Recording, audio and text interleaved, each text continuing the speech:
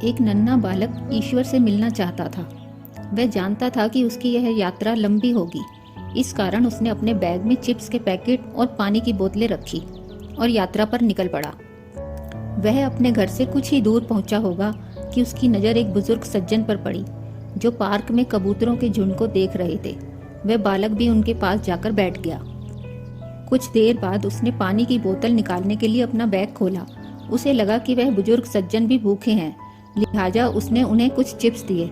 उन्होंने चिप्स लेते हुए बालक की तरफ मुस्कुरा कर देखा। बालक को बुजुर्ग की मुस्कुराहट बेहद भली लगी। वह उसके दीदार एक बार फिर करना चाहता था, सो उसने उन्हें पानी की बोतल भी पेश की। बुजुर्ग सज्जन ने पानी लेते हुए फिर मुस्कुराकर उसकी तरफ देखा।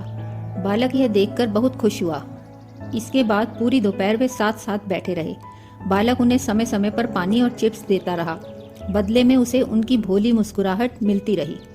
अब तक शाम होने को आई थी। बालक को भी थकान लगने लगी थी। उसने सोचा कि अब घर चलना चाहिए। वह उठा और घर की ओर चलने लगा। कुछ कदम चलने के बाद वह ठिठका और पलटकर दौड़ते हुए उस सज्जन के पास आया। उसने सज्जन को अपनी बाहों में भरा। बदले में बूढ़े सज्जन ने होठों पर और भी बड़ी मुस्कुराहट लाते हुए उसका आभार प्रकट किया। कुछ देर बाद वह बालक अपने घर चला गया।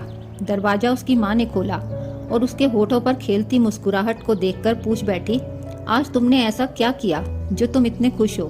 बालक ने जवाब दिया, आज मैंने ईश्वर के साथ लंच किया। इससे पहले कि मैं कुछ और पूछती, वह फिर बोला, तुम्हें मालूम है माँ, उनके जैसी मुस्कुराहट मैंने आज तक नहीं देखी। उधर वह बुजुर्ग सज्जन भी वापस अपने घर पहुंचे, जहां दरवाजा अपने बेटे ने खोला।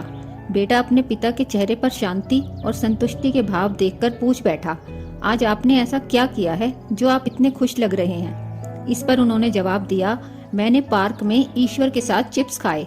इससे पहले कि बेटा कुछ और कहता, वे आगे बोले, तुम्हें मालूम है, मेरी अपेक्षा के अनुरूप ईश्वर कहीं छोटी उम्र के हैं। इस किस्से का निष्कर्ष यह निकलता है कि मुस्कुराने में अपने पल्ले से कुछ भी खर्च नहीं होता है। इसके उलट जिसकी तरफ मुस्कुरा कर देखा जाता है वह इससे और समृद्ध ही महसूस करता है।